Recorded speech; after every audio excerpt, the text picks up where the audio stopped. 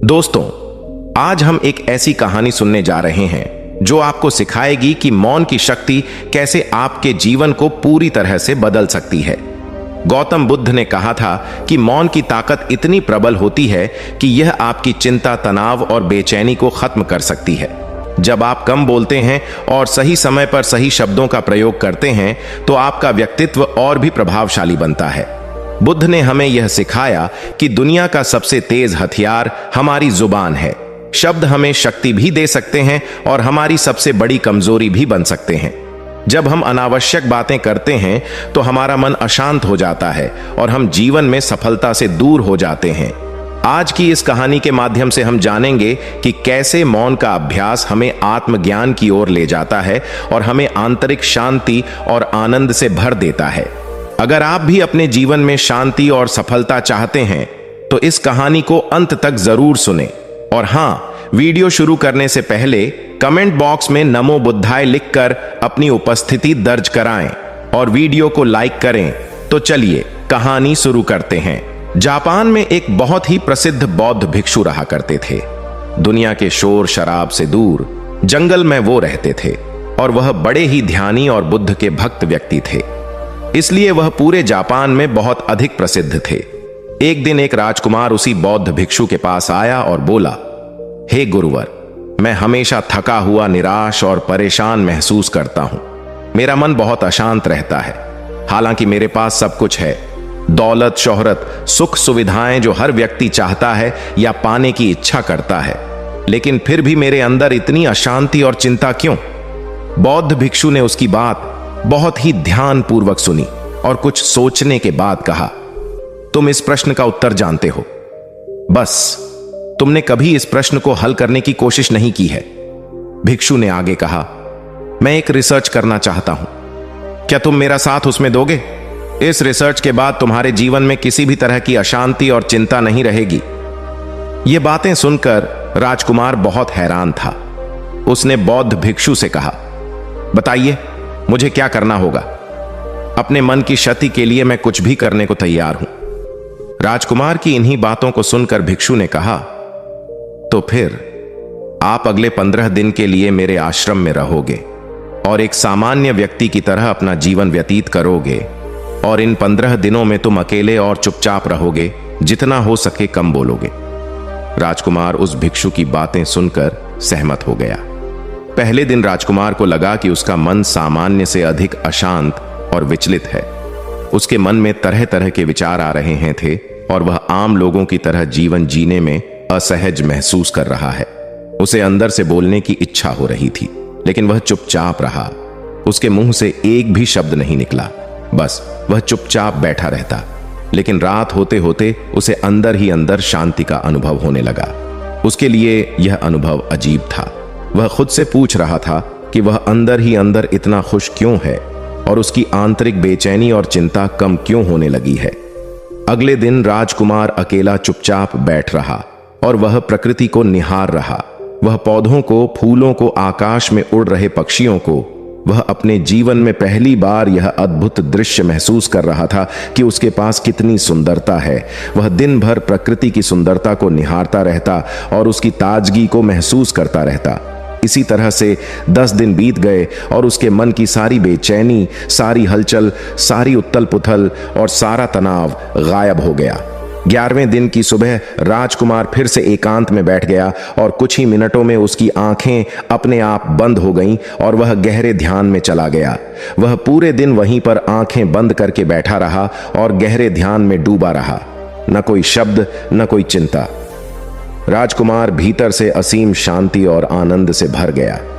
राजकुमार अपने बाकी के 4 दिन इसी तरह गहरे ध्यान में व्यतीत करने के बाद 15 दिन बाद भिक्षु के सामने प्रस्तुत हुआ और भिक्षु को प्रणाम करके बोला, महात्मा जी, मुझे उत्तर मिल गया कि मेरे मन में इतनी उथल पुथल और चिंता क्यों थी।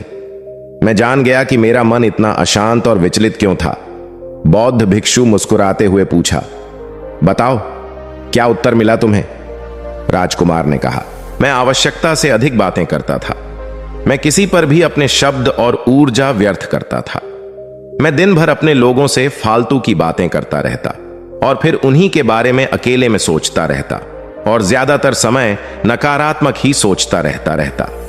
इस तरह मैं बस अपना समय बर्बाद कर रहा था। ज्यादा बोलने और नकारात्मक सोचने की वजह से मेरा मन अशांत और बेचैन हो गया था, और इसी वजह से मैं किसी भी काम को ठीक से नहीं कर पा रहा था, जिसकी वजह से मैं हर काम में असफल होने लगा। और फिर इन्हीं लगातार मिलने वाली असफलताओं की वजह से ही मैं और भी उदास और चिड़चिड़ा हो गया। इन्हीं सभी चीजों की वजह से मेरा जीवन नष्ट हो रहा था। लेकिन यहां पर बिताए हुए 15 दिन मेरे लिए पूरी तरह से अलग थे। मुझे कुछ अलग ही एहसास यहां पर हो रहा था। अब मुझे ऐसा लग रहा है मैं अपना जीवन पूरी तरह से जी रहा हूं, लेकिन इससे पहले मैं अपना जीवन गलत तरीके से जी रहा था। और मैंने यह भी सीखा कि हमें सिर्फ ध्यान करने की जरूरत नहीं है। ध्यान अपने आप होता है जब हम शांत और मौन होते हैं। ध्यान के पिछले कुछ दिनों के दौरान मैंने जो पहली चीज सीखी वह यह है कि मनुष्य के जीवन की सबसे महत्वपूर्ण चीज स्वयं को जानना ही है। यह सुनकर बौद्ध भिक्षु ने कहा, सिर्फ तुम ही नहीं, दुनिया में ज्यादातर लोग जरूरत से ज्यादा बोलते हैं। आज भी लोग ज्यादातर समय केवल एक दूसरे को नीचा दिखाने के लिए ही बोलते हैं। कुछ लोग ना चाहते हुए भी बातें करते हैं और अपना जीवन बर्बाद कर लेते हैं। भिक्षु ने राजकुमार को चुप रहने का महत्व समझाते हुए कहा। एक बार गौतम बुद्ध से उनके शिष्यों ने पूछा, आप ज्यादातर समय चुप क्यों रहते हैं? बुद्ध ने कहा, क्योंकि चुप रहने से व्यक्ति अंदर से अनंत शांति की गहराइयों में होता है। मौन अपने भीतर उतरने की पहली सीढ़ी है। मौन के बिना स्वयं को जानना असंभव है। स्वयं को जानने और समझने का पहला नियम है कि मौन हो जाओ, उतना ही बोलो जितना अत्यंत आवश्यक हो। बेफिजूल की बातें करना छोड़ दो। तुम अचानक पाओगे कि 90% से भी ज्यादातर लोग व्यर्थ ही ज्यादा बोलकर अपना समय बर्बाद कर रहे हैं। ना बोलने का कोई भी नुकसान नहीं है, लेकिन यदि आप ज्यादा बोलते हैं तो आप अत्यधिक गलती कर देते हैं। अगर व्यक्ति कम बोलना शुरू कर दे तो दुनिया की 90% मुसीबतें कम हो जाएंगी, झगड़े फसाद कम हो। अगर लोग थोड़ा चुप रहना सीख जाए, संसार की बहुत सारी समस्याएं हैं। बहुत सारा झगड़े सिर्फ बोलने से पैदा होते हैं। सारी बात मौन सीखने की है। जब तुम नहीं बोलते तब तुम एकांत में अकेले हो गए, भरे बाजार में भीड़ में खड़े हो। जिसने मौन की कला जान ली वो भीड़ में भी अकेले होने की कला जान लेता है। एकांत में तो आदमी स्वर्ग में है। दूसरे की उपस्थिति ही बेचैनी पैदा करती है। पहले तुम्हें चुप रहने की शक्ति को धारण करना होगा। इससे तुम अधिकतर ऊर्जा को बचा लोगे और फिर इस स्थिति में पहुंच जाओगे कि तुम कम बोलने लगोगे। अगर तुम किसी के यहां पर जा रहे हो और परेशान हो जाओ तो ऐसे में उचित है कि आंखें बंद कर लो और अपने में खो जाओ। वहां से आपको ताजगी महसूस होगी, क्योंकि तुम्हारे अंदर जीवन का वह स्रोत छिपा हुआ है, वह किसी दूसरे में नहीं है। इसके बाद राजकुमार उस भिक्षु से पूछते हैं, आखिर कौन हमें अपने अंदर तक लेकर जाएगा? यह बातें सुनकर बौद्ध भिक्षु कहते हैं, तुम्हें स्वयं ही अपने अंदर उतरना होगा और वहीं से परम राज्य जीवन का आनंद ले पाओगे। आनंद का यहीं से जन्म हुआ है। यहीं से तुम मौत में डूब जाओगे। यही तुम्हारा सूरज उदय होगा और यहीं से अस्त होगा। इसी प्रकार तुम बार बार मन लगाओ। जब भी तुम मन लगाकर लौटोगे वहां से तुम पाओगे फिर ताजगी भरी जीवन की नई संपदा मिलेगी।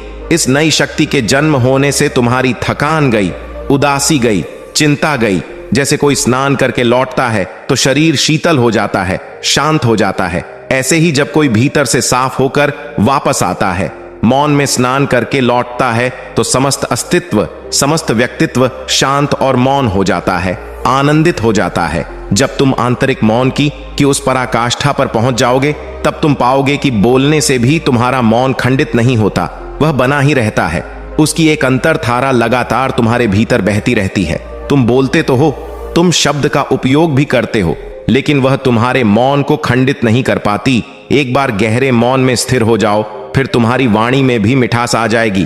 तुम्हारा बोलना संगीतपूर्ण होगा, तुम्हारा बोलना सत्य होगा। तुम बोलोगे तो दूसरों पर भी शीतलता छा जाएगी। जैसे ही तुम अंदर से चुप होते हो, तुम इतने शक्तिशाली होने लगते हो कि समाज की निर्भरता तुम छोड़ने लगते हो और तुम्हारे जीवन में एक मस्ती आती है जो केवल दीवानों के जीवन में होती है।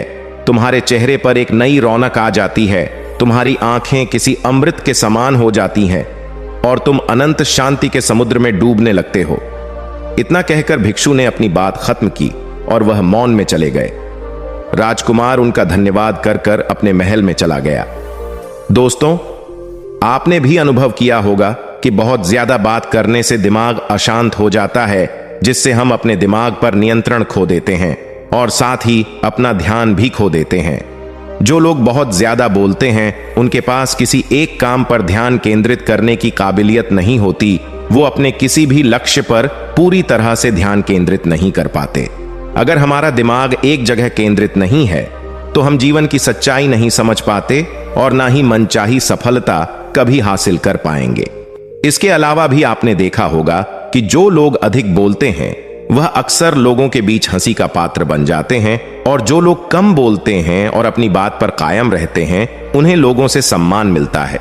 लोग उनकी बातों को सुनते हैं और उन पर भरोसा भी करते हैं। जो लोग जरूरत से अधिक बोलते हैं और अपने विचारों के बारे में पक्के नहीं होते, उनका दिमाग स्थिर और विचलित रहता है, शोर से भरा रहता है, और एक अशांत दिमाग वाला व्यक्ति जीवन में किसी भी चीज में सफल नहीं हो पाता, क्योंकि वह किसी भी काम में फोकस नहीं कर पाता। यदि किसी व्यक्ति को यह पता है कि उसे कब, कहां और क्या बोलना है, तो वह व्यक्ति सच में बहुत बुद्धिमान है, और ऐसा व्यक्ति जहां भी जाता है उसका व्यक्तित्व आकर्षण का केंद्र बन जाता है, और वह जो कुछ भी करता है उसमें सफल अवश्य होता है।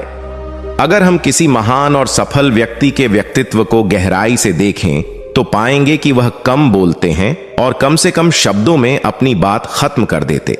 वो बोलने से पहले वह चीजों और जिसके बारे में उसे बोलना है उनके बारे में गहराई से सोचते हैं। लेकिन जो लोग बहुत ज्यादा बोलते हैं, बहुत बार वह झूठ भी बोलते हैं और अपनी बातों से दूसरों के मन और विचारों पर कचरा डालते रहते हैं। वह ज्यादातर समय दूसरों की बुराई करते रहते हैं, इसलिए उनके अपने भी उनसे नफरत करने लगते हैं।